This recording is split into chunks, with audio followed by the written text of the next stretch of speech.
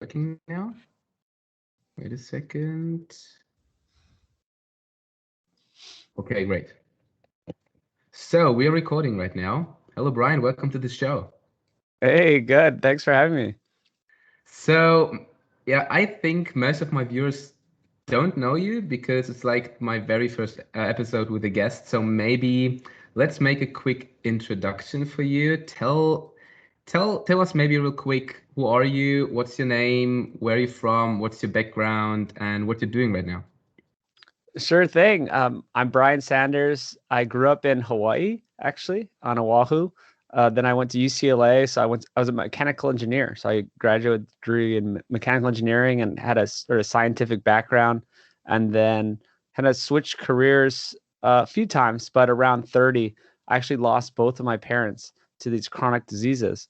So that was like, a kind of a wake up call for me. And it was also about the time when you can't eat whatever you want. You turn 30 and it's like, hey, wait a second. Even though I've been, kind of athletic my whole life, I still was just kind of gaining weight, getting little problems here and there. A lot of these problems people think are normal. And anyway, Yeah, so I right. started digging into nutrition and all this stuff. And some people around me started talking about like Mark Sisson and like this like primal blueprint and stuff like that. And I was like, oh, this makes sense. So the more I got into it and changed my diet, the better I felt. All my problems went away. Like, oh, my allergies went away, or my chronic overuse injuries kind of got better, and all these little things got better. Lost weight, my body composition changed, and so I just dove in full on. I kind of quit my job and just went all in and making a film called Food Lies, which That's it's amazing. been Yeah. it's been in the works for a few years. It's been a labor of love. It's been a long journey trying to make this film, but we're near the end now.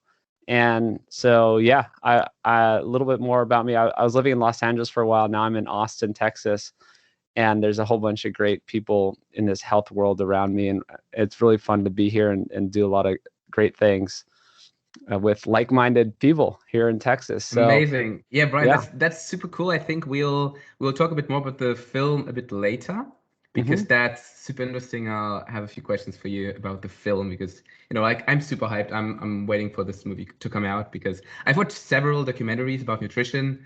They were all like, but I've heard you talking about like on your podcast, which is called Peak Human, which I absolutely recommend to people.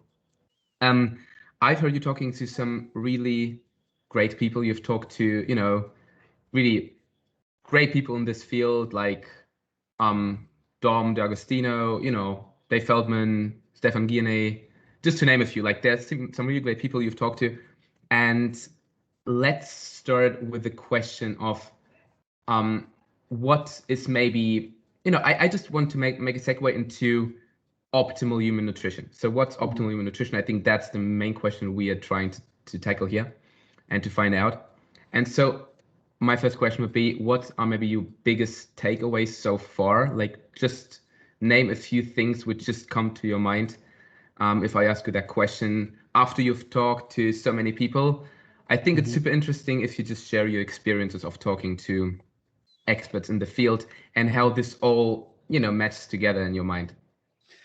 Yeah, well, it's been a journey, and I've talked to so many people. I've had 125 podcast episodes with amazing people, and another, you know, 50 to 100 conversations casually with leading health experts around the world, scientists, PhDs, doctors, regenerative agriculture people.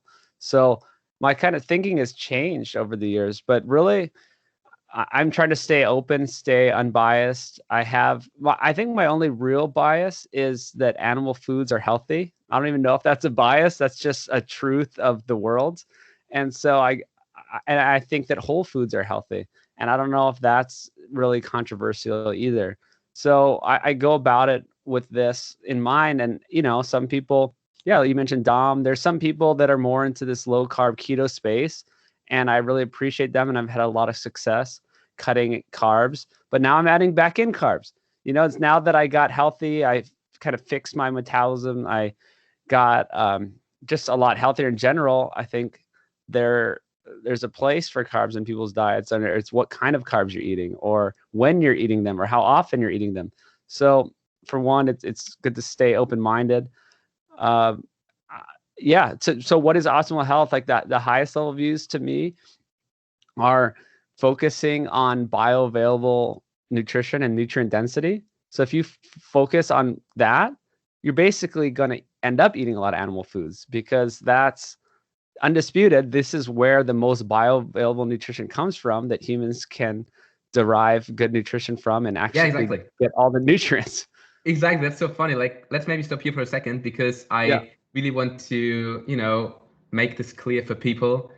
It's so funny. Like the whole life, maybe we can talk about that a bit later. We've been told that, when you ask a random person on the street, what this person associates, what the first thing which comes to mind when you ask them about like health or vitamins or nutrients or something, they're going to be saying things like fruit or salad or kale or whatever. But then if you actually look up the nutrient content and compare it to things like liver or kidney or heart, all this organ meats, I think you're absolutely familiar with this thing and this concept of eating organ meats and how nutritious they are, or just meat or fish or something, or eggs, then there's a huge difference actually. And this is so fascinating that many people still don't understand that actually the most nutritious foods are animal foods. And so maybe how did you come to realize that? Because actually I'd say this is so hard to it's so difficult if we've been told our whole lives that we need to eat a ton of vegetables to be healthy, and then a random person comes on and says, eat your meat because meat is the most nutritious food on earth. So how can we make sense of that? Well, I had to go through that. It's a journey. Basically, you have to unlearn everything that you've been told your whole life, and it took me a while. I remember in the beginning when I was first starting to learn that fat is healthy and that animal fat is healthy, and I was scared to put too much butter when I was cooking my eggs. And I remember this. This is only like 4 years ago, and I was like, oh man, exactly. This guy, yeah, I was saying like, right. So it's so maybe if my health journey started 6 years ago, and it took me a couple of years. So you have to unlearn this. You have to kind of go to the actual data. I always like to look at the root cause of things. That's kind of one of the big stories here is we don't look at the root cause anymore. I know you're in the medical field, medical student, and all my doctor friends, they're taught to treat the symptoms, but they're not. Unfortunately, like I'm just in the second semester right now, and it already, we already start looking at the disease, and the next question is not what caused the disease. The next question is, here is the disease, and here is what we do, what we're going to do in terms of treatment. And here are the things and the next steps we need to take in order to treat that disease.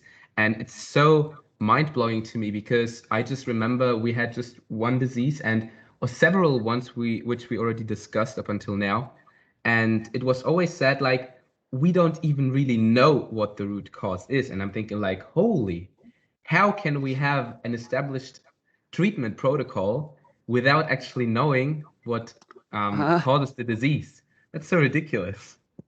Well, it's crazy. It's one of the huge problems today. And so I think it's why I'm coming at it from an engineering perspective instead of a medical professional perspective. And I think that's helping me, because in engineering and other fields, you always do look at the root cause first, or you look at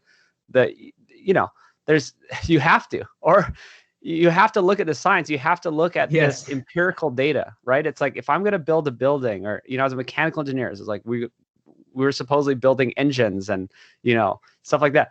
You have to look at the real data. You can't just say, oh, because everyone says that salad is healthy, we're just going to assume that salad's healthy. If you did that, you'd have an engine that didn't work. You have to be like, okay, what is the real things here? How does this really work? Right. What? So when you do that, it all falls apart. And so this is hard for people to accept, because still no one knows it's outside of our little community, if you call it that. I talk to people all the time that are supposedly healthy, or they're into the nutrition world, and I think they kind of get it. And then I talk to them and they still don't get it. They're still just like, well, yes, but we we know that the plant-based is the best. I was like, no. You're not staying with me. Like, you've just been taught this. Like, where is your, like, show, like, do you want to open up the data? Like, we can open up the data tables like you're talking about when you're comparing fruits and vegetables with the empirical data. You look at how much calcium, how much iron, how, like, if you're just looking in the data table. And then also the bioavailability, like you can have spinach, which has supposedly a ton of calcium, but then none of that gets absorbed because of anti-nutrients and stuff like that. That's the next level. Well, yeah, if you go to that level, nobody talks about that. They're never going to get that. And that's a little bit hard. I mean, you'd have to go one level deeper and show them that there are studies showing how this works and the conversion and the bioavailability. But even if you just look at what's in it, it's the organ meats, it's like a different scale, right? It's a different order of magnitude that these have, or just meat and eggs. It's a completely different ball game with animal foods. Yeah, it's like already we're touching on the concept of nutrient density. I think that's one of the most important things to consider if we talk about, I think, optimal human nutrition. I think you would agree with that. And I've heard you talking on your podcast extensively about this topic and asking your guests about what's their definition of nutrient density and how this would fit into our concept of optimal human nutrition. So I think that's the thing I would ask you right now. What's your understanding of nutrient density, and how do you try to make use of that in your diet? Yeah. So it's the amount of bioavailable essential amino acids, fatty acids, and vitamins and minerals, right? So those are kind of the basics of food, is those four things. And then you have to ask the bioavailability of those things. And you could also get into the density of them, means how much of those compared to energy. So there's a great friend of mine, Dr. Ted Naiman, which everyone loves, and he talks about the protein to energy ratio. And I think that's really good, and it explains a lot. You want to eat foods, if you want to lose weight, you need to eat foods with a higher protein to energy ratio. Most people are eating foods with too much energy, whether it be carbs or fat. You're having too much energy, the protein is diluted out, there's not enough protein, so you have to eat more to get the same amount of protein which your body needs. So I'm kind of extending that further to what is the nutrient to energy ratio, or the nutrient density. Really, that's what a nutrient density is a nutrient to energy ratio, right? How dense something is. This is just like a common so thing protein would be part of that. Protein's a part of it. No, but that's protein is a nutrient. So if you're looking at proteins and these fatty acids and amino acids and vitamins and minerals, what is the density of them? And so when you're looking at bioavailability, then these animal foods are in a whole different class. They're a whole different class. And I'll throw this in. So the vegan argument is that, why do we have middlemen? Why can't we just eat the plants instead of having the animals eat the plants and then us eat them? They say that that's a waste, that it's more efficient to just eat the plant straight. They have all these problems with it. And I'm saying it's the exact opposite. This is the magic of animals, is they upcycle nutrition.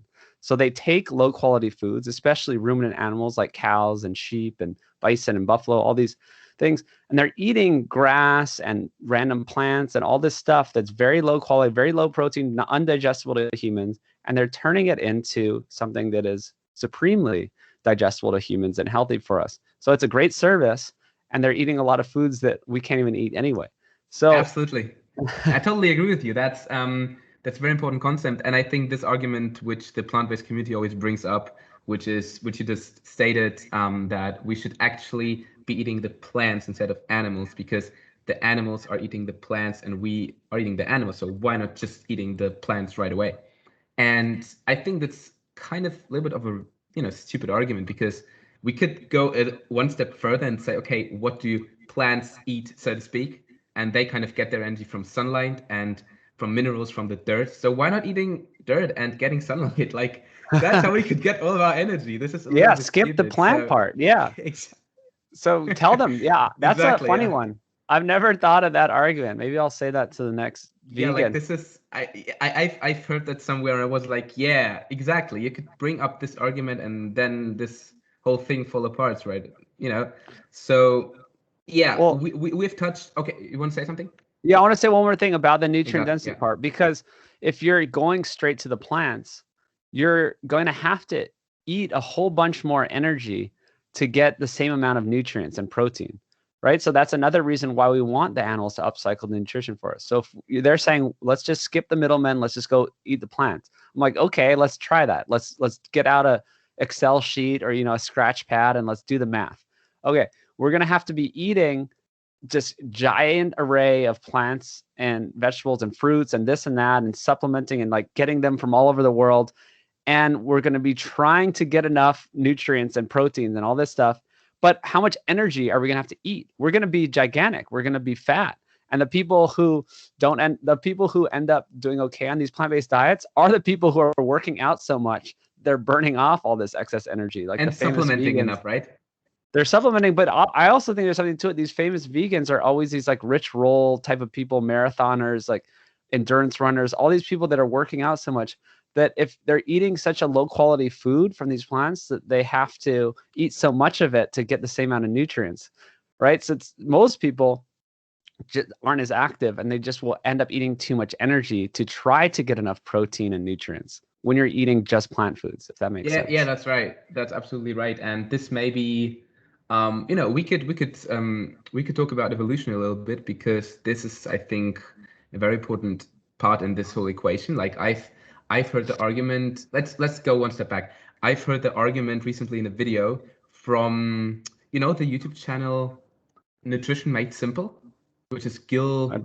It's led by Gil Carvalho. I think I mispronounced the name. He's plant-based advocate, and he made a video about why talking about evolution in the context of nutrition is not super important, because what he was trying to say is that basically in evolution we actually only needed to live in order to pass on our genes. And so there was no evolutionary advantage to live any longer than that. So maybe he was saying eating like our ancestors did was helping us to live up until an age in order to pass on our genes. But what happens after that doesn't really make any difference. And so let's talk about the importance of evolution in this whole thing. That's so funny because okay, I don't know. It's like an elephant. So an elephant can have offspring at whatever, 5 years. Do they just die after 5 years? No, these elephants live like decades and decades. So it doesn't make any sense. We've also debunked this by, we see lots of primates, humans living into their 80s, 100 years old. You've visited didn't you visit like the Hadza and some other indigenous tribes? Yeah. With Mary Kendrick? So I visited them and saw us firsthand. I visited the Hadza, the Maasai, and the Batwa in Uganda. These are the pygmies. Tell us maybe more about what you've seen there and what your conclusions are from how the people are living and what they're doing, and how this actually can be, how we can connect the lines between how these people are living, and maybe what can we take away from that for our lives. So there are studies that show that, before I get into my anecdotal experience, I want to say that there are studies showing that these people, these modern hunter-gatherers that live like our ancestors did, if they have access to somewhat decent, urgent care in case they get into an accident or get a viral infection, something really bad, they do live into their 80s. They do live just as long as other people. There's a huge myth that we died young. That is not true. Our ancestors could live easily into their 80s, and we have some record of that. We just don't have a full fossil record showing that we have tons and tons of 90-year-old people. It's just because we didn't have a full fossil record. So there's a lot of also infant mortality. So a lot of people just die young before even age of 5. There's also, they die of different things. They die of accidents and infections. They're like different causes of death. They don't die from diabetes, heart disease, and cancer, but they die from falling from a tree or from infectious diseases or infant mortality, as you just said. Yeah. Absolutely. So just got to throw that all out there that they didn't die. They don't die of chronic diseases like we do. So let's maybe make this clear for people. Hunter-gatherers don't live to their 30s. They live, if they live past what was it, childhood? Childhood or teenage years. They live exactly. Then they live to the 80s, and they live just as long as we do, and have a much longer health span. as we do. So I think that's a very important point to consider here. The health span too, yes. And I visited these people. They were very healthy, jumping around, hunting, dancing, all this until they were 80, 90. Even one lady was said to be 120. So we didn't see her birth certificate, but I mean, everyone said this lady's that's 120. insane. Yeah. So I guess to my anecdotal stories, we saw 6 generations in one group. So the matriarch, the oldest lady, was 120 supposedly. Then her daughter, then they had 6 generations, all alive. And she was telling stories. The oldest woman said that she grew up in the forest. They were hunting for food. They had animals. She said she could eat meat 3 times a day. It was just all natural foods. It was animal foods and whatever fruits they could find in the forest. And she said everyone lived long. This is what she grew up on. She's at 120. And then she said now everyone's getting sicker. They're dying sooner. And it's when in Uganda, they got kicked out of the forest. It's this whole like kind of political thing, and the government moved them out of this forest by where the mountain gorillas are. Oh, did it cut out? Oh yeah, you're sharing the photo. There we go. So that's a lady on the left in the red plaid thing. So she was the oldest lady at 120. Then her daughter, that was her youngest daughter, who's 90. Oh, and also these people, yes, in blue. Incredible. These people look better. I mean, some people will like, oh, that lady doesn't look like 120, or that lady doesn't look like she's 90. Well, Yeah. we are just comparing to our Western civilization, right? Where we look bad and at a young age. And we try to think, I find this so fascinating. We think that, having headaches 3 times a week and feeling sluggish when you wake up in the morning, and that you need 2 hours in order to feel some bit of energy. We think that's all normal, and we just live our lives and think that being sick all the time is normal. I think that's part of your story, which you've told us in the beginning, that you only felt the change and how good you actually can feel after you changed your lifestyle and your diet. It's so true. That's one of the main things that we found visiting the tribes in Africa, and we kept talking to them about, is that they don't have any of these problems. They are healthy, they are strong, they're doing well until old age. And I was with a great woman, Mary Ruddick, and she would always ask, we sat down with each person, she'd ask the woman, do you have problems with your period? Like, no. Do you have problems with this? Do you have back pain? Do you sleep well? Everything was just like, yes, good, no. Yeah, everything. Absolutely. Like I've heard you talking about that, and also Paul Saladino talking about his experience with the Hadza, and how you've been asking them questions like, do you feel depressed? And they're like, what's that? Like, why should I feel depressed? I'm feeling good all the time. We have been feeling happy, and we're feeling great. Why should we feel bad, actually? Yeah, maybe when I fall from a tree, maybe then I have some back pain for a day, but then I feel great again. Well, that's a funny one. Yeah, they don't even know what back pain is. They didn't understand the concept of chronic back pain. They're like, I mean, yeah, if you fall from a tree, that's hilarious, yeah. your back hurts, but they had no clue. And so many people in America, it's like the hugest problem with this back pain, and just these pains that everyone has and that I used to have. So it's just not natural. And it's not natural, and that's something which the medical community still, we work on trying to fixing these chronic conditions, but we're so bad at fixing chronic conditions.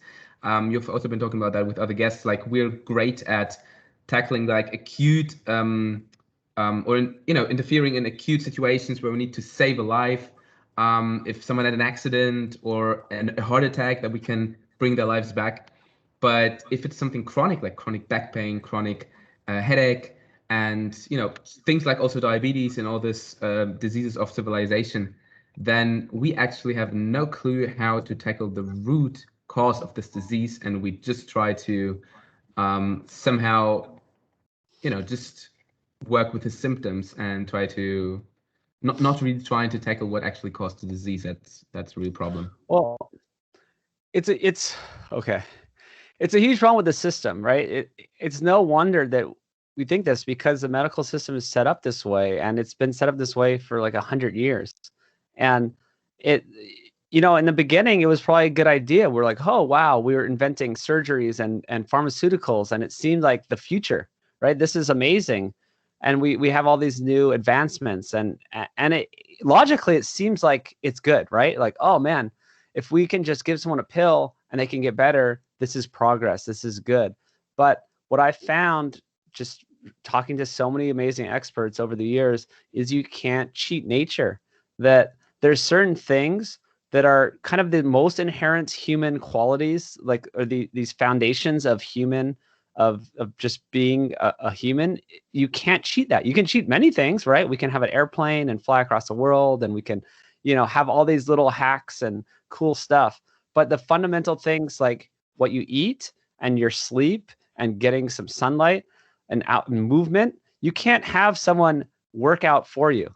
You know what I mean? Right. Like, you can't just have a pill that like supposedly just makes your muscles big. You have to do the work, and you can't just have a pill that makes you sleep for 3 hours, but it's like you slept for 8 hours.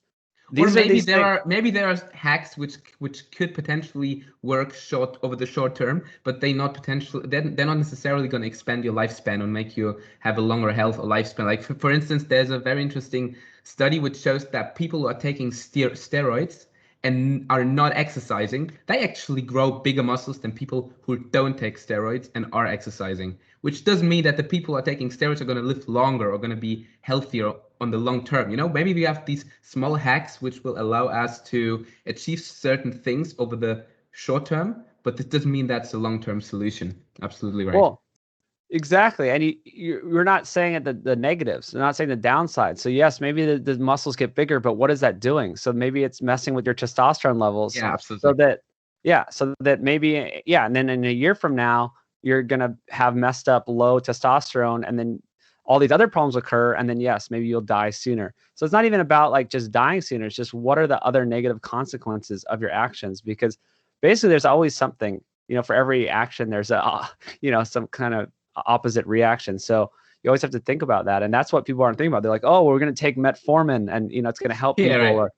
And we don't look at all the side effects. It's like, what are the consequences of blocking, of like LDL and these cholesterols? It's like the cholesterol is a necessary part of your body. And if you block some of these pathways, then what are the downstream consequences of that?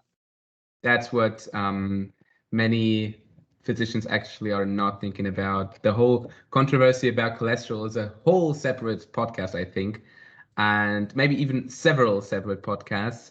But you've touched upon many interesting things. We've talked about nutrition. Maybe let's talk about the concept which you sort of, bring to life, which is the Sapien Framework or the Sapien diet. So you, as I understood, you are not a strict, like vegan or carnivore or keto or something proponent. You have your own framework, which is the Sapien diet, and it kind of includes everything and tells us how to eat in a proper way. So maybe you could explain for the people what this is all about and how this actually is different from the other concepts in nutrition. So what should we do? Should we go carnivore? Should we go vegan? Should we go keto, low carb, high carb? Tell us about the concept. Yeah. So again, it's evolved over the years, and I always keep an open mind and keep listening to all these different dietary camps, because you can take good things from each one and you can learn.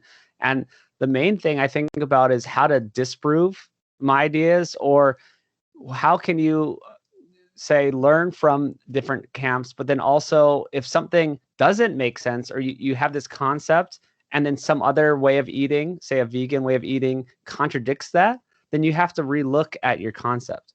And that's how science works, by the way. Yeah, that's how it works. But if you can't have any holes, right? You can't have these black swans. You can't have these holes in your theory. So every diet that I've heard of has holes in it.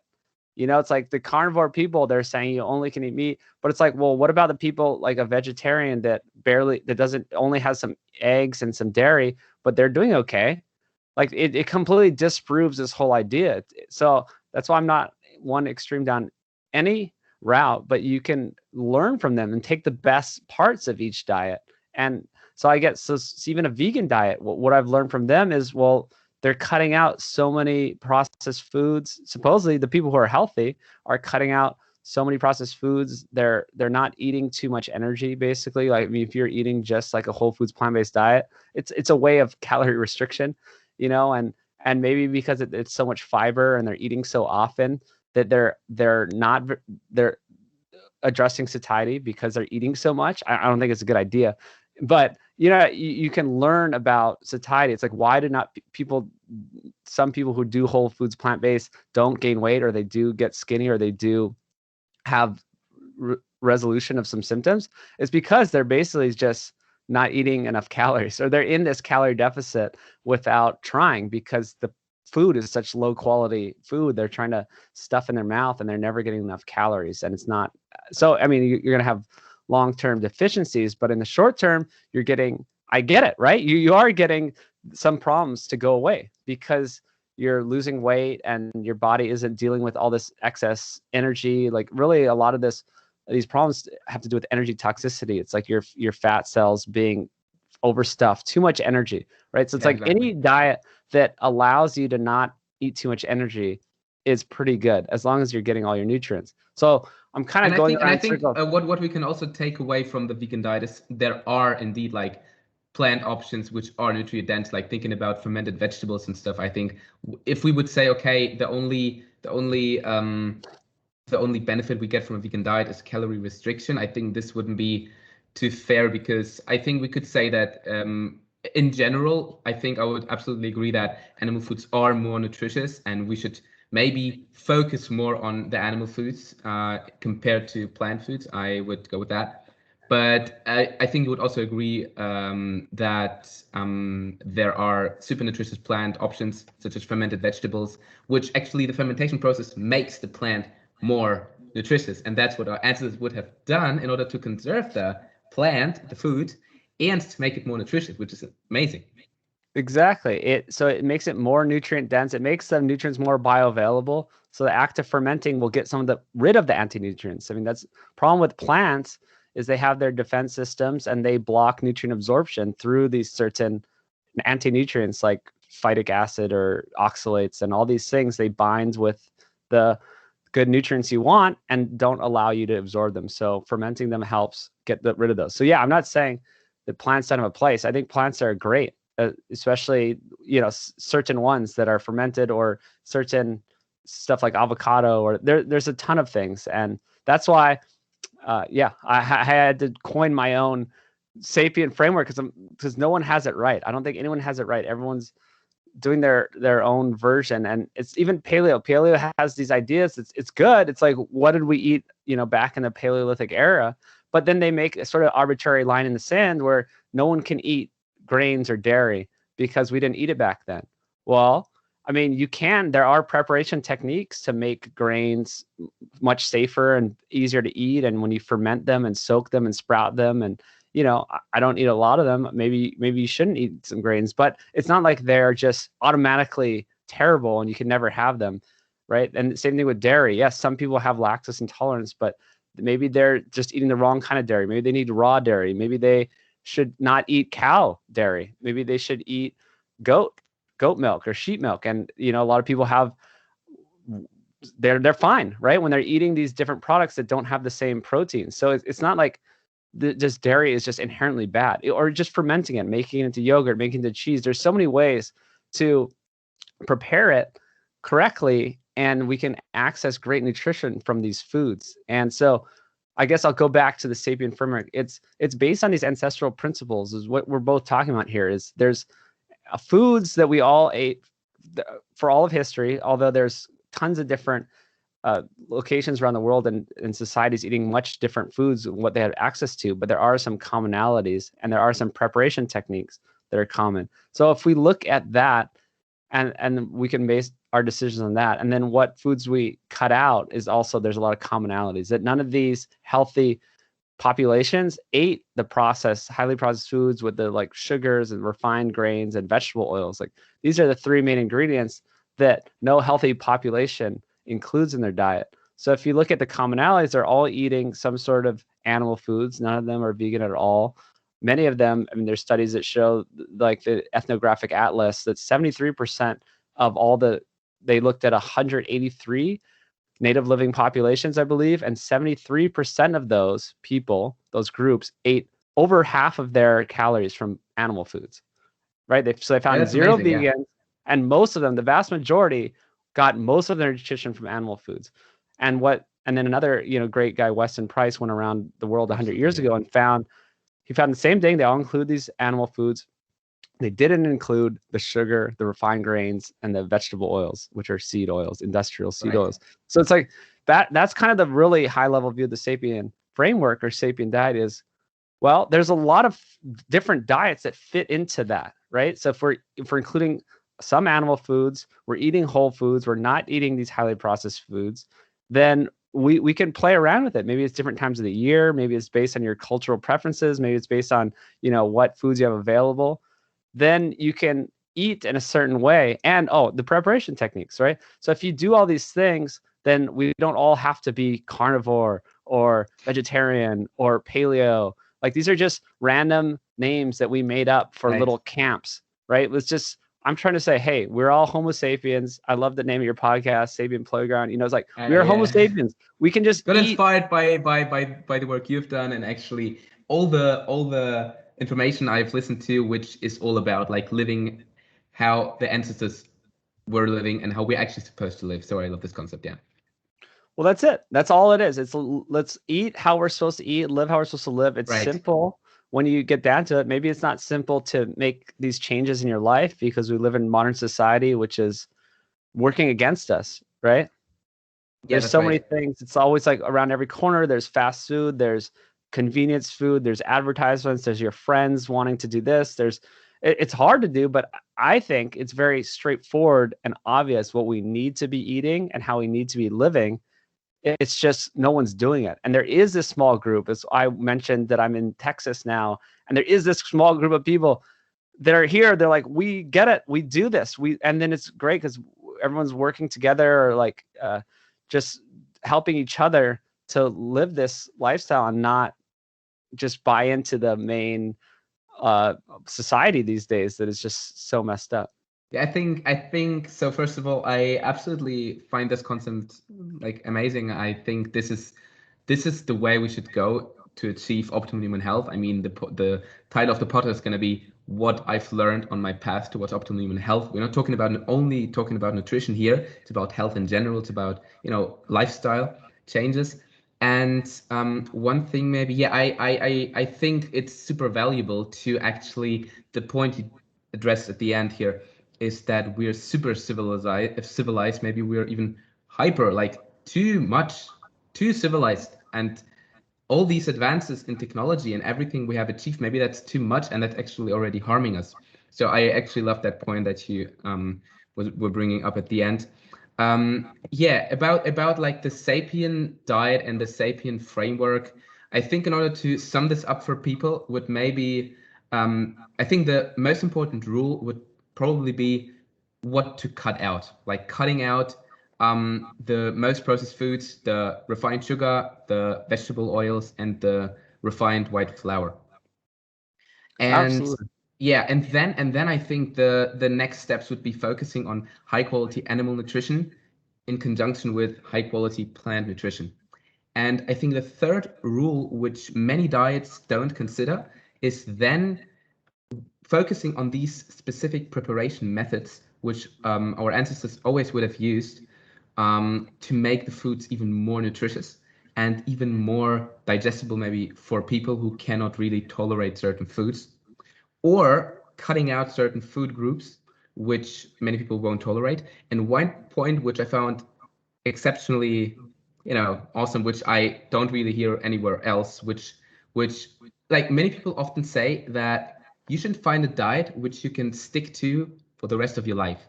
I don't like that concept, and I like that you have just we're just bringing this up, that maybe we can switch up our diets over the course of the year according to where we live and the seasonality of the food. So maybe we could talk about that a little bit more, because I just hear it over and over again how we should find one diet and stick to this diet if it works for you.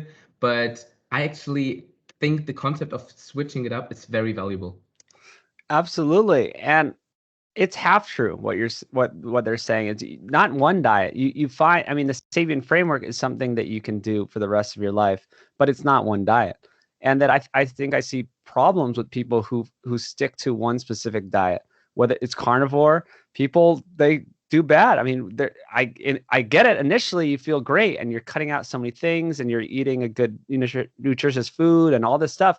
But you're going to get deficiencies. You're going to not be able to stick to it. There's all these things. Even with keto, if you're going too low carb for too long, I see a lot of problems. People have thyroid problems. They have all kinds of stuff go on. They're not good at even controlling their fasting blood sugar because they're just so used to being in this fat burning mode, and it's just not good. So looking at our ancestors, they didn't eat the same way at all. This, over the seasons, they had what foods were available to them. And so you need to do that. You need to think about it. So, and I guess it's not simple. That's the problem is, again, it's not simple to just tell someone to, change their diet and do all these things. It'd be a lot more simple to just say, eat meat, carnivore. It's like, don't eat animals, vegan. Like it's if you tell someone to cut out a whole food group, it's much more simple. It still is maybe not easy to cutting out a whole food group, to cut out carbs altogether or meat or all animal products, but it's a very simple concept. But if you say, okay, this is maybe not how it would be optimal for humans, because if you think about it, like we had periods like in winter, for example, maybe more in the northern type region where we would have been eating meat, maybe more meat in the winter seasons. But then if there was summer, we would maybe focus on things like fruit because there was so much fruit around this time. And then on the other side, people more like closer to the equator, maybe they would have much more access to fruit all year round. So we should actually take that into account. And I think that's what many diet camps are missing. It's hard though. I get it, because you have to kind of you have to educate the person a lot more on these concepts, and you can't just give them this simple meal plan and they're done. So it's not conducive to the modern day and age when everyone wants the simplest, easiest, straightforward thing. But actually, if you just think about it, I mean, you could listen to this one podcast, understand these concepts, and then implement them in your life just after listening to one podcast, I think, because you're just like, oh, okay. So during the seasons, okay, what's available? You can go to a farmer's market. I lived in Los Angeles. That's a concrete jungle. There's no farms around there, but there's a lot of farmers markets, right? I think many, many cities, if not all cities around the world, have some sort of market where farmers bring it. So if you go there and you see what they're offering, that's what's in season. And if you just eat that and what's local and seasonal, then you will probably be a lot healthier, right? What's the opposite of that is things that are just available year round, which are things in boxes and bags and at, in the aisles of the store that are all processed and preservatives and all this stuff. And so if you skip all those foods, you eat what's around naturally, also not flown in around the world, that's what I'm saying, artificially flown in from across the world, which is what a lot of vegans rely on. Absolutely, then it is pretty straightforward. So and it makes lots of sense, but as you said, it's not as simple as many people would like it to be. So I really hope that this will be helpful for people to start maybe rethinking the whole framework of nutrition and lifestyle. So we have been focusing now on nutrition so much. Maybe let's step away a bit from nutrition and talk a little bit about other pillars which are crucial for optimal health. Like in my mind, there are like five important pillars which we should consider when it comes to optimal human health. We can say something if you can add other pillars or something if you agree or disagree. So I would say diet is one important thing, exercising or movement, then sleep, sunlight in general, and then I would also add stress and everything which is related to that, like also negative stress, hormetic stressors, heat exposure, cold exposure, everything. I just put it into stress. So what are your thoughts on what else we should consider except in addition to our nutrition and diet? Because as we know, there's so much more when it comes to optimal human health, and focusing only on diet can be dangerous in so far that we can only focus on diet and then forget about exercising and all the other important stuff. Yeah, those are exactly right. Those are the 5 pillars. I love that. The movement part we can start with. I think Yeah, that let's start with the exercising, and what's your thoughts on that? yeah. Well, I'm in the eat densely, move intensely camp. I kind of coined that phrase because I think eat less, move more is I love this stupid. phrase though. It means It's a great phrase. thank you. Yeah, but eat less, move more is just stupid, right? That's what everyone says. Eat less, move more. How do you be healthy? I'm like, that doesn't mean anything. That's like to tell someone to be rich just to spend less money than they make. That doesn't help them. But what you want to know is to eat densely, which we talked about so far, and then move intensely. So for me, I'd say just like nutrient density of food, you want a density of movement, of exercise that is really effective. So if you do a lot of work in a short amount of time, that's the most effective way to train your muscles and give them stimulus and tell them to get stronger. And I mean, I guess there's no problem necessarily with doing, some jogging or long distance stuff. I just don't think it's very efficient, and it's not very efficient at telling your body to get stronger, to get better, or to get bigger.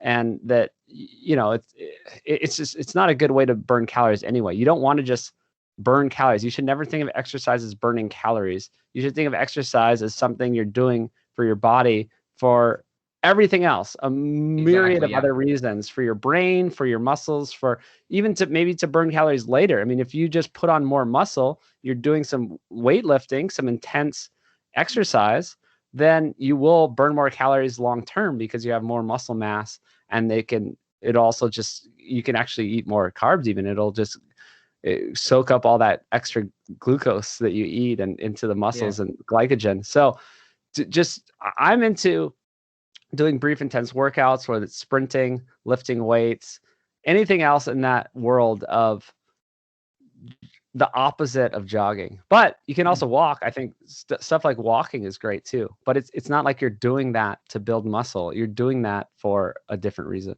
Yeah, like it definitely depends also on your goals. Like I find jogging, I do some endurance stuff here and there.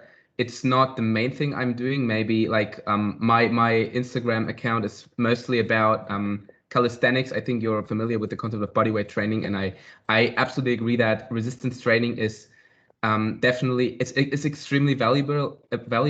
Also addressing the points which you just said at the end, like getting just more lean body mass. Maybe you heard about the study which was showing that the best predictor of longevity for older people is the amount of lean muscle mass, which is absolutely insane. Like there's nothing which predicts longevity better than lean muscle mass in older people. So that's crazy. Absolutely. And yeah, and also other things, that you have more capacity to store carbohydrates, that you kind of just increase your basal metabolic rate by having more lean muscle mass, all these kinds of benefits, which you get from doing resistance training. But I think it really depends on your goal. If you maybe, I think endurance training is also really great because it helps you to, I think it's also some sort of mind training, because when I do long distance runs, then it kind of, first of all, it's a great thing to de-stress. For me personally, it might be different for other people.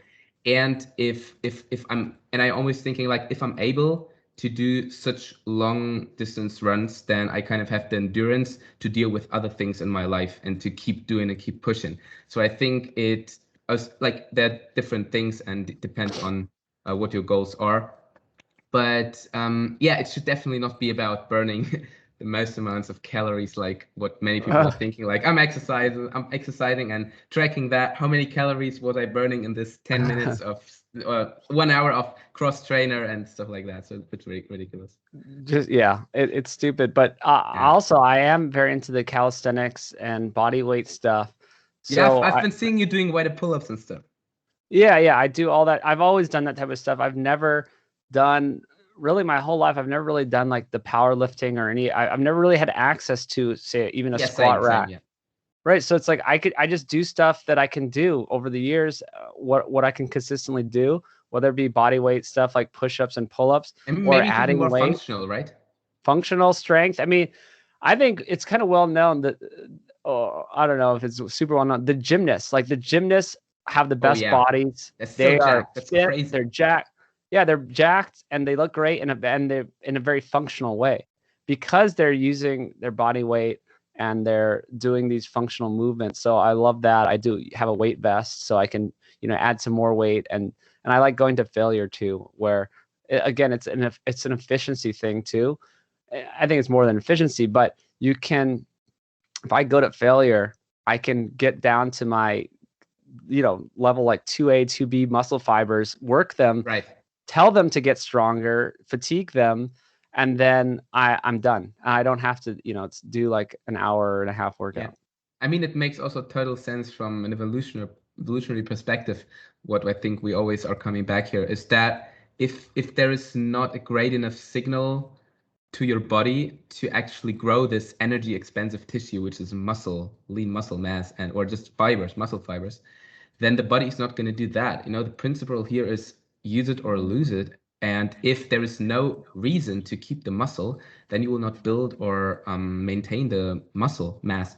And so I think the main signal is in the end intensity. And I think your phrase, which you were saying at the beginning, which was eat densely, move intensely, I think that's great. That's perfect.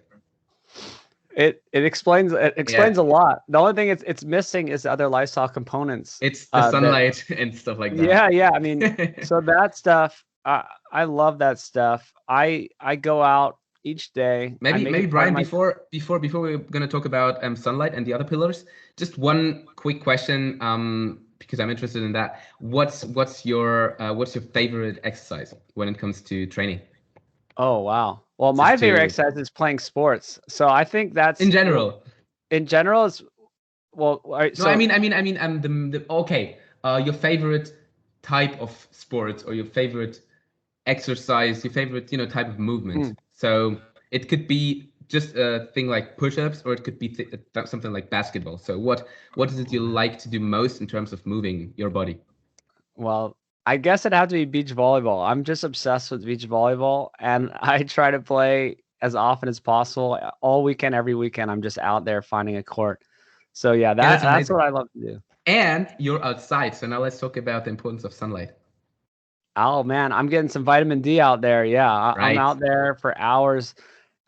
Yeah, I think it's super important. There's a lot of stuff with COVID that came out about how important vitamin D was, and I don't know if you there's just studies people can look up, or you can link there's studies them, about metabolic health. There's studies about vitamin D levels. There's studies about the level of adiposity and how that's related to COVID outcomes. So there's so much what we've just been talking about, which helps you build this more resilient body. Exactly. Right? So with vitamin D specifically, you want to get on the sun midday between 10 a.m. 2 p.m.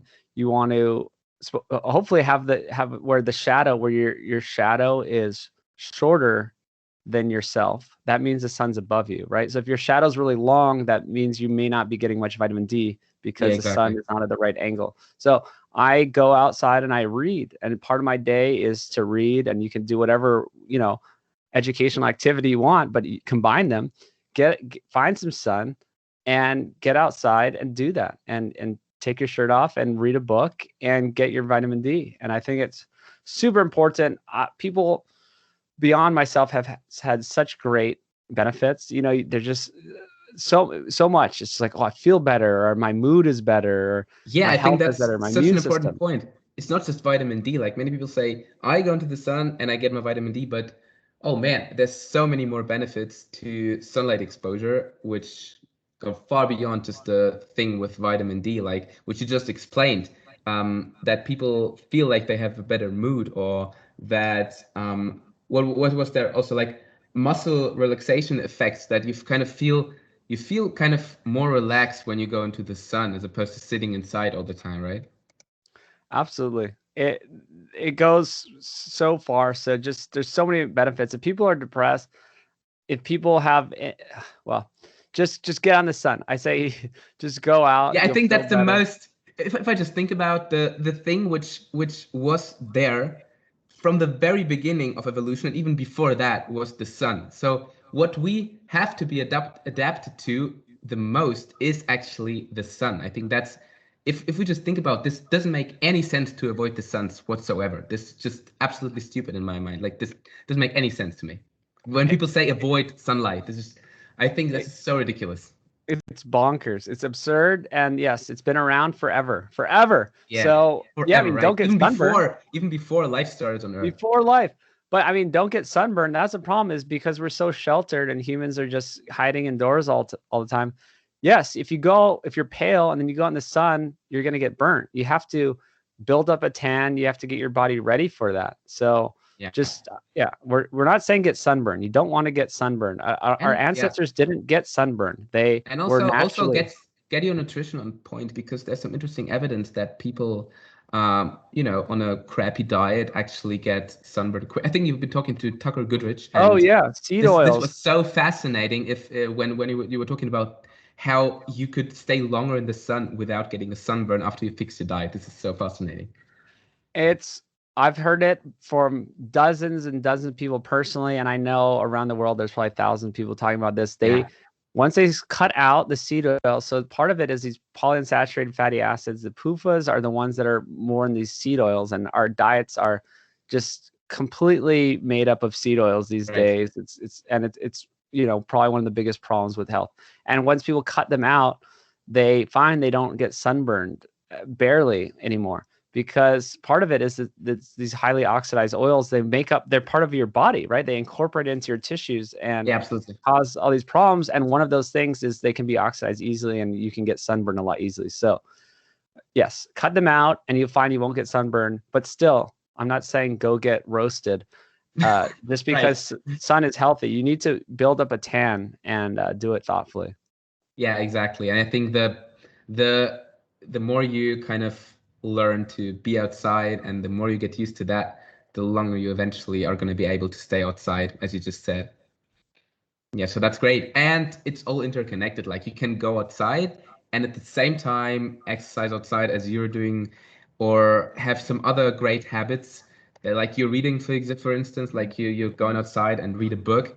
And that's maybe a great segue to stress management. I think that's a super important topic nowadays, because we're so overwhelmed by all this information overflow nowadays, like everything that's happening around us. I mean, so much, like our brain consumes so much stuff just through social media and everything we see around us. So maybe let's talk about quickly, because I think you need to go soon. Let's talk about negative stress and some tips you have maybe about tackling that, and then the other side, which is positive stressors and how we can implement that in our lives. Yeah, sure. I think it's kind of very different, separated by acute stress versus chronic stress. So the acute stressors are probably good, right? These are the things you're talking about: colds, hot therapies, stuff like that. And the chronic stress is the bad type of stress. And this is what most people are experiencing. And it could be from their environment and their mental attitude and all this stuff, or it could even be from foods, right? A chronic stress is if you're chronically eating these bad foods, you're just chronically, distressing your system. And so then it builds up over time. Or even doing marathon. If you're running marathons every week for years and years of your life, that's a chronic stress. You can have major problems from that. So you don't want the chronic stress, and you do want this acute stress. And so the chronic stress is out there. Yes, you're right. Our modern environment is insane these days. Social media, the news, even driving. I think driving is a big stressor for me. It's like, I noticed that in my life. And I set up my life so I don't have to drive, because I think I get stressed out. It's like, it's even kind of an unnatural human thing to be flying down a freeway at 70 miles per hour. Super unnatural. It's absolutely. It's like your body's like, we could die at any moment, or someone cuts you off. It's very stressful. So figure out ways to set up your life where you're not exposed to this stress. Find good people around you, right? One of the reasons I moved out of Los Angeles, I don't think there's a lot of good people around me in Los Angeles. And, I moved, so I had better people around me. So there's so many ways. Yeah. I mean, not watching the news, like not using social media too much. There's so many ways. I mean, I think you could do a whole movie and a whole podcast series. Like, you could do everything that I'm doing for food and do it about stress, right? It's everywhere. in our life. And we're not doing it justice now, but just know there's also so many studies about it with heart disease and all these diseases where they show that people with more stress in life have more heart disease, for example. Yeah, absolutely. And we could, but we probably wouldn't, because this, as you just said, it is a whole separate podcast and a whole separate movie which you could make about stressors. We could dive into the mechanisms behind stress, the whole cortisol stuff. Not saying that cortisol is bad, we need it, it's a super important hormone, but if it's chronically elevated, it can lead to a bunch of different problems. It's super also important to mention that stress, really chronic stress, especially as you just said, is related and connected to almost all of the chronic diseases which exist out there. And so, to make it short, minimize the type of chronic stress which you experience.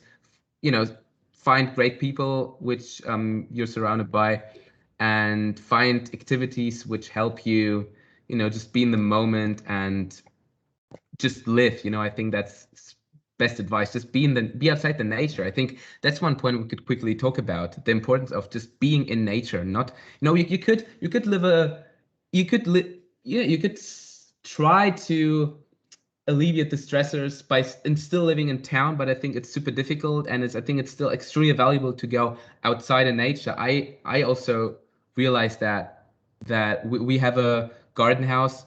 Like, I live in Berlin, and outside of Berlin we have a small garden house, and we have like 2 lakes there, and there's a forest, and I just love to spend time there even more than in Berlin. So I think the importance of being in nature, I think that's one thing we should definitely talk about real quick. It's huge, and it's hard to study, and I don't know if there's any good Unfortunately, it is, because if it, maybe it will be studied in the future and we'll figure out ways to study it, but I just know that it's vastly important and it has vast benefits, and that anyone who's gone camping knows, wow, I just feel so much better. I'm out in it. Like, this was such a great weekend. Every time I go out, you're like, why don't I do this all the time? Right. This is so amazing. I feel so good. And it's hard to even know all the factors and why that exists. Is it because you left technology? Is it because you left the city? Is it because you're out in nature? Is there something about just being on the ground and being amongst the trees like our ancestors were? Like, what is it? I don't know. I don't have all the answers, and I don't think. And I think we don't even necessarily need to isolate a factor. I think it just makes common sense that being outside in nature and being surrounded by birds and trees and lakes is something where we feel good. We feel good. Like, if, as you just said, if you ask someone, do you like walking around and doing a walk in the forest? Everybody's going to say, hell yes, it's so peaceful. It's so amazing being surrounded by nature. So absolutely. Huge tip out there. Yes. So I'd say, yes, just do it.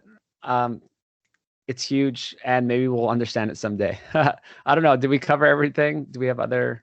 Let's sleep. We can sleep. Oh yeah, let's talk about sleep real quick, and then I have a couple final questions for you, and then we can wrap up. Sure. So sleep is huge. Again, you can have an entire movie, entire books, entire podcast series dedicated to sleep. Right. That's not my specialty, but I know how important it is. I know there's great studies. I've read great books about it, and I've been working on my sleep lately. I'm not into all the tracking stuff, but I mean, it is kind of valuable too. If you do, you get like an Oura ring or some sort of tracking device, you can see, and then it's cool because you can make changes, and you're like, oh, I get this much deep sleep, or REM doing this, and then I did this. Oh, I did a sauna and I did a cold plunge and I slept better. You can make these changes by measuring them. So I think super important. Give yourself enough time to sleep might be the biggest thing. I find so many people, they have jobs and they have social lives, they have families, and they know their alarm's set for 6 a.m., but they're still staying up till midnight. Right. And I think you need these 8 hours of sleep. Give yourself 8 hours in bed. And so, yeah, you can do all these other things with your diet and your lifestyle, but if you're not getting enough sleep, you could be screwing yourself long term, short term. We know there's blood sugar problems if you Yeah, don't sleep definitely. enough. There's so many things. Like I think It's so insane that that is all interconnected. You know, we have sleep, and this has an effect on the way we eat the next day, and exercise and nutrition has an effect on how we sleep, and stress has an effect on everything, and everything just affects each other, and this is so fascinating. And one thing which you could also say is that you know, besides sleep quantity, we should also absolutely focus on sleep quality, like talking about making your room dark enough when you go to sleep. Things like, which is super fascinating. We just covered that in like 2 lectures in medical school. One of my favorite topics. It was about getting enough sunlight throughout the day Yep. so that you will have enough melatonin building up in the evening. Like, this is so fascinating. You need to get enough sun exposure to get a quality sleep. Super cool I stuff. love that you're learning that in medical school. I don't know if they do that in the States, but so true. You get the sun, or especially early morning sunlight, and you can get some late afternoon sunlight, and it helps with melatonin production. I think even having an animal, here's another little life hack, is if you have I have a dog, so Yeah, I'm I out also have there a in the dog. morning, right? Yeah, I'm out there in the morning walking my Exactly. dog. I'm out It's there in amazing. the evening walking my dog. It's great. Even with the microbiome, which we didn't even touch on, which is a whole nother rabbit hole, This is is like having a pet. 10 additional podcasts and Oh 10 yeah, well movies I maybe could do on. you'll have other guests talking about each of these things maybe, I but hope just so. Like, I hope to get other great guests on in the future. well, Definitely. yeah, they should dive into each of these. Maybe this will be the setup podcast that you can dive into all of them. But just the microbiome is huge. Having a dog, getting that dirt, and they're like going around in the dirt. I'm touching them. They're on my couch. It's getting Yes. to me. I You think I have a know, very strong getting immune dirty system. is getting dirty is maybe a great advice. Like, I love this advice. Get Get dirty. dirty. We're too clean. Like, we live in a super ultra clean environment, and we try to make everything clean, to, to wash our hands every 5 minutes, especially now in this COVID time, wash our hands every 2 seconds, and wear masks, and we're afraid of dirt and viruses and everything. But I think this is something which can actually make us healthier and more resilient and train our microbiome and immune system. Great concept. Well, Love it. absolutely. And this is another one of my non-scientific anecdotal things that I want to point out, that I'm not saying this is like studied science that I'm quoting, And but of what? everyone I know who washes their hand every 2 seconds and wears masks like every 2 seconds, they all have problems with their immune system. They get sick a lot. They're the ones that got COVID, all this stuff. All the people I know, I have a whole nother group of friends that believe in everything we're talking about. They don't wash their hands obsessively. That they'll go outside, play in the dirt. They eat right. None of these people get sick, including Yes. myself. For years, I haven't been sick. We have no problems. Yeah. All this stuff. I don't know. None of the That's people I great. know that do this have had any problems with COVID. So who knows? Yeah. I absolutely agree, and I think it's actually not completely non-scientific, because there is some research which shows that kids, or just people who grow up, um, not in a town and in a city, but in, how you say that, on Like the a rural countryside. area. Yeah, Yeah. rural, exactly. So that's surrounded by nature, and with animals and stuff. They actually have way less allergies, which is sort of kind of part of the human system somehow. So there is some research which shows Oh, that. I'm not saying Yeah, there's no research out there. I'm just saying my specific yeah. story. No, but I There's agree tons of that research about this. There's yeah, tons of but research about each aspect of this, but just my experience has been very clear yeah, that people yeah. yeah. I agree absolutely. I had actually the same experience. I wasn't sick for the past 1.5 years, like not sick at all. Most of the times I get like 2 3 colds every year, and then some major thing once a year, and some sore throat here and there every few months. But, and we also think that's normal. One of the things which we think that's normal, to get sick 5 times a year. So, But very now, yeah, big point there. exactly. So that used to be me until I changed my diet. Right. Completely different. It's all gone. Yeah. So it's so fascinating that we could summarize it as: take the advice that you hear from everywhere, turn it around, and then you'll be healthy. That's seriously what I said. It's almost like the completely true, except it always is the opposite. Even with salt, they're like, salt is bad for you. Yes. Nope, it's not. It's not. It's almost everything. It's just the opposite of what they say. Yeah. So fascinating. So yeah, let's maybe slowly come to an end. I have two more questions for you. So I want to include a section in my podcast which is called Devil's Advocate, because as a true scientist, we want to question our own beliefs. And so that's why here's my Devil's Advocate question for you. If what we've been saying about nutrition is all true, why then do almost all vegan studies or studies with plant-based diets show exclusive benefit to these plant-based diets and almost always show harm to eating meat or eating more meat? What is your explanation for that? I love that. That's a great question. And a lot of people come to me with this question because they don't understand and they think that I'm wrong about my views. But there's many things. One is the healthy user bias. So this has been studied that people who think that red meat is bad and they, eat a plant-based diet, for one, they have all these other healthy lifestyle behaviors. So everything that we're talking about, they drink less, they smoke less, they exercise more, they have more of a sense of community. So they do all these other healthy lifestyle behaviors. And then people who do think that red meat is bad but eat it anyway because they've been telling people red meat's bad for so long. These are the people who do the opposite. They smoke more, they drink more, they exercise less, then they eat all the other bad foods with the meat, right? So these are the people eating McDonald's and eating fast food and all this type of stuff. Let me just show one thing which I found on your Instagram yesterday, which is this one. I was just going to bring this up. This is great. This is just what you've been talking about.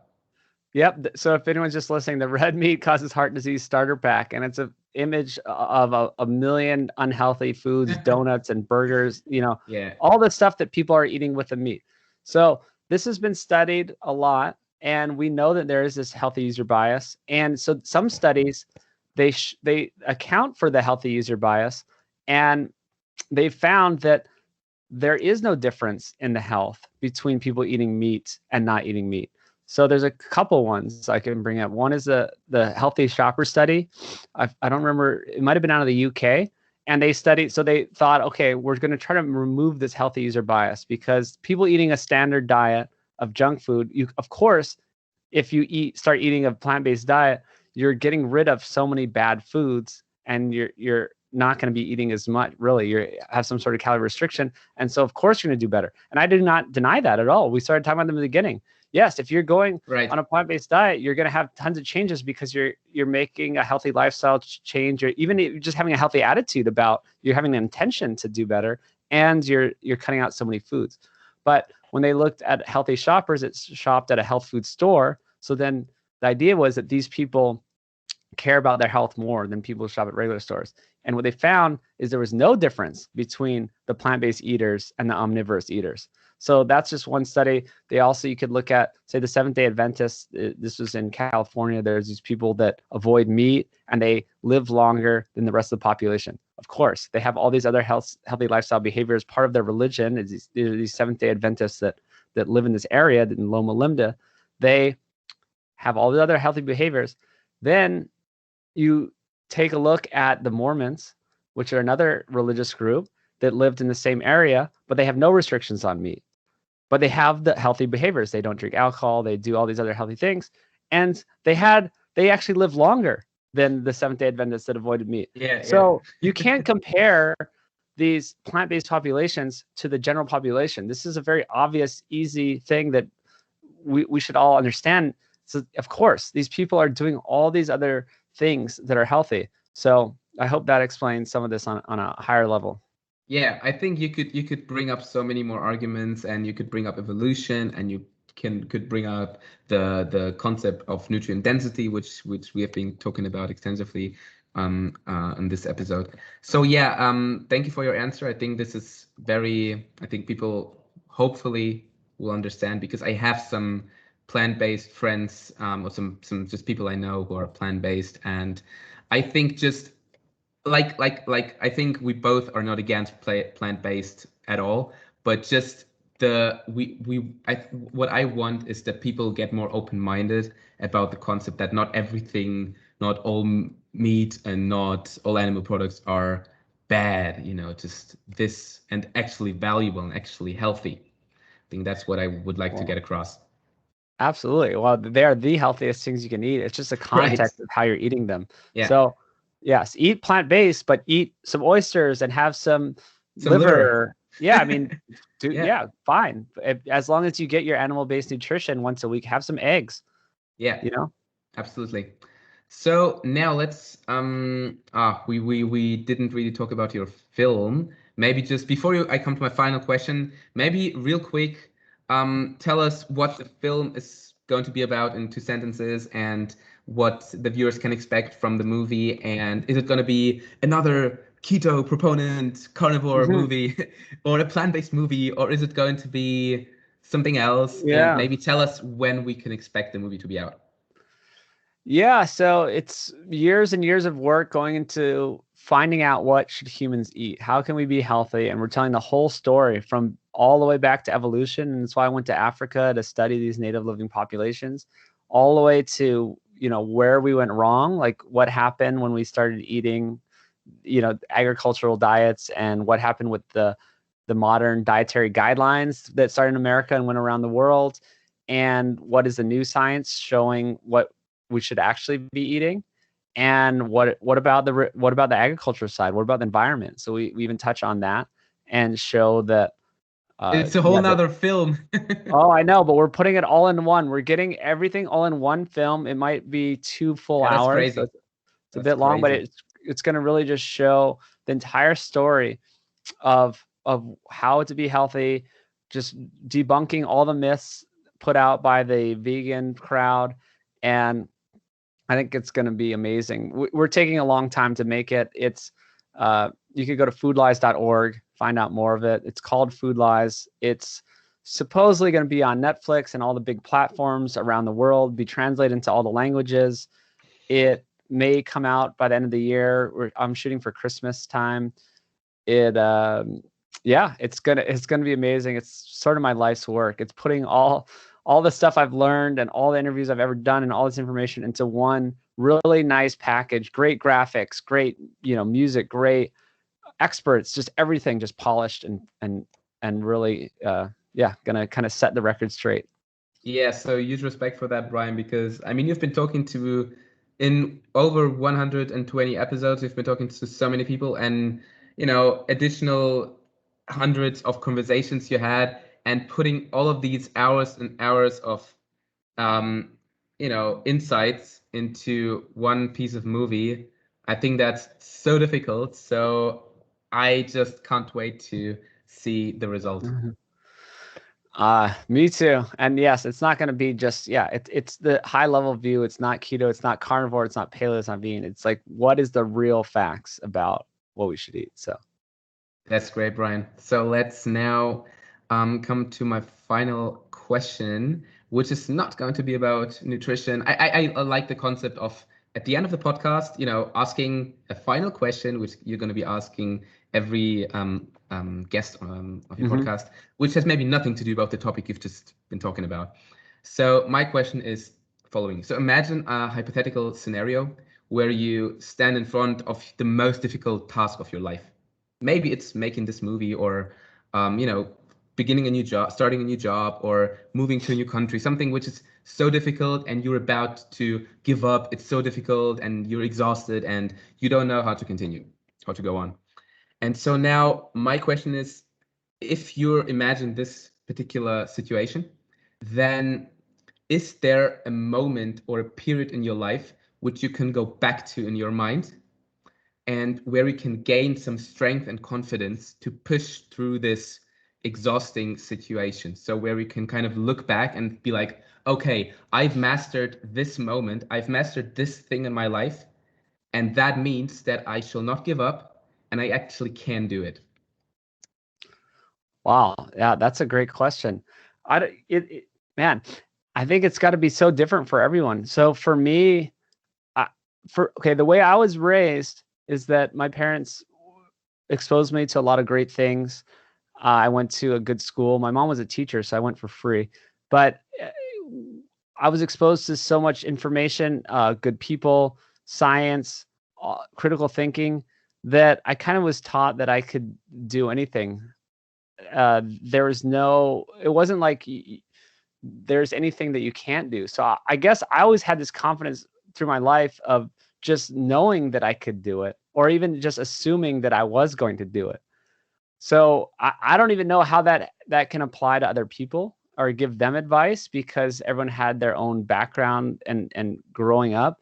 But No, for it's maybe even just more sharing your experience, because I just love also hearing what people have learned from their lives, and okay. I think that's super fascinating. Okay, yeah. So for me, it's I never thought that I couldn't do something. And maybe, yeah, it was this assumption that I was going to be successful, and that I don't know if a lot of people have that. I don't, yeah. So again, I don't have advice for people how to get there. But say for the movie, for example, or starting this new career, it was a huge leap where I was leaving. I was working in tech and I was making good money, and I saved up money. And instead of going to get another job where I could make a good salary, I decided to go off on my own and make this film. And I just, I had this, I guess, confidence that I would just do it, and without knowing how I was going to do it. And I'll just tell the story of how I did it. I just made a website. The foodlies.org is basically the same website I made 3.5 years ago. And that's how you do something. Like, there was nothing more. I didn't have any history in food, science, nutrition, anything. I was nobody. I had 0 followers, and I just decided that I was going to make this film, and everything happens since there. Now I have multiple companies around this, and I have business partners and connected with all these people, and everything has happened because of this, where I just decided to do it. I just made this website, and you bring something into the world, and now it exists. And I do give people come to me for advice, and they're like, oh, how do I do this? Or should I start a podcast? I'm like, well, why didn't you start the podcast already? Why are you asking me to start the pod? Like, you just got to do it. Just start it. Right. Like, right. You started your podcast. Now you're good. Now you can go on. Like, it takes a day to start a podcast. Like, there's no big, I know yes, you should plan it, and there's all these things you should do. But when you're looking at the actual steps it takes to start a podcast, it's you can sign up for a hosting company, and you have a mic, and you just start talking, right? And then you can put it online. Right. So that's what I did with the film. I just made the website, and now it's a thing. I started contacting great people. I think Dr. Ted Naiman was one of the first people I talked to. And I'm like, hey, I'm making this film. And he got on the phone with me. And I was like, he helped me, and we started talking, and everything can kind of will fall into place, or did fall into place after that. So I don't know. I don't know if that helps. I think this definitely helps, because what's more difficult than the actual steps you have to take in order to start a new thing or pushing through a difficult moment. I think it's sometimes it's really difficult. Sometimes I think most of the times it's the fear of maybe that you are going to fail, or that the fear of what's going to happen, that you don't know what's going to happen next. And I think the advice you've given there is actually amazing, that you should just make the first step. Forget about anything, jump into the cold water and do the first step. I was thinking like, starting a podcast, like there's so many podcasts out there, and they already are so successful, and blah blah blah, and trying to find excuses, and I have to make that, and a platform, and a camera, and this and that. And I thought like, okay, I'm gonna find someone to talk to. I'm gonna talk to this person, and I'm gonna have my first episode, and everything else is gonna fall into place, as you just said. So I think that's great advice. It is. It's all you can do is start. That's all you can do, and there's no way around it. And don't make excuses. And yeah, that's it. Yeah, amazing, Brian. So thank you so much for coming on. Maybe let's maybe tell people where they can find your work. So you've told about foodlife.org, and that people can support you there and find more information about the film. Tell me what else you do. Like, you have a company, noes-to-tail.org, and you have another website. You have the Sapien Tribe. So tell people where they can find you and learn more. Yeah, well, noes-to-tail.org. Noes-to-tail is for the United States, and I have all these grass-fed, grass-finished meat products. So if anyone's interested in getting the really healthy meat, and we do all this kind of type of stuff. But also sapien.org is where you can find everything else I'm doing. That's like the high-level thing where that branches off into Food Lies and Noes-to-tail, and yeah, we have a worldwide program open for people who want to lose weight or get healthy. We have the Sapien Tribe that we have, like, it's kind of like a private membership site where we connect with people and have some other perks there. So yeah, check it all out. And Food Lies and any social media, just search for Food Lies on social media and I'm there. Yeah, so I'll try to link everything in the show notes and hope that it's going to be helpful for people. So yeah, Brian, thank you so much. You're my first guest on this podcast, and I'm so glad that you were willing to come on my show and talk to me about super interesting stuff, which is, I think, extremely important for everyone to hear. And I'm sure you have talked about that many times, but many people still didn't get it, still didn't hear the important message. And the more we try to spread it, the more people probably are going to be able to hear it and change their lives. Absolutely. Yeah, no, I love just coming on and talking about this stuff. And my whole goal is just to spread this information around the world. Yeah, that's awesome. That's awesome, Brian. Thank you so much. I think definitely we're gonna make, maybe we'll be able to talk to each other later again about and go more in depth, talk more in depth about different topics. I think that's gonna be great. Sounds good. Thank you for coming on. All right.